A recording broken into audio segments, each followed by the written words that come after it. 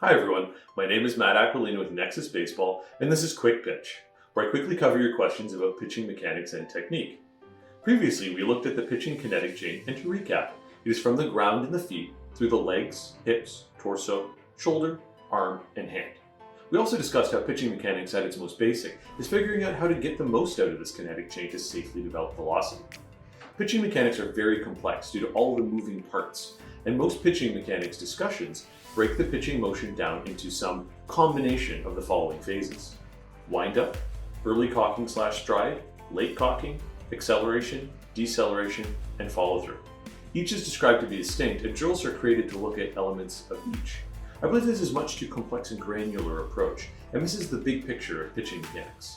Instead, to simplify these phases in the Nexus programs, I describe the pitching motion instead as occurring in three distinct phases: preload, load, and drive.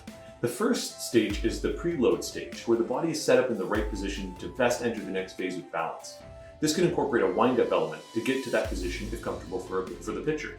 The next stage is the load phase, where the body loads itself to generate potential energy to be used in the final phase. This load phase is where the body is coming forwards towards the target, but drive rotation has not yet begun. The final stage is the drive stage, where potential energy is converted into force and the ball is thrown.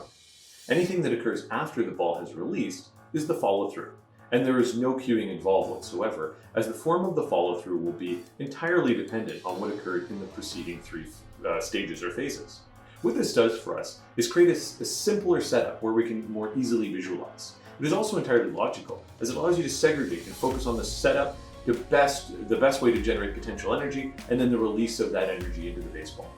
We will be using this terminology as we discuss the different elements of pitching mechanics in this series. In the next quick pitch video, I will be looking at how the baseball pitch is like a punch. Remember, if you like the content, please subscribe. See you next time at Nexus Baseball.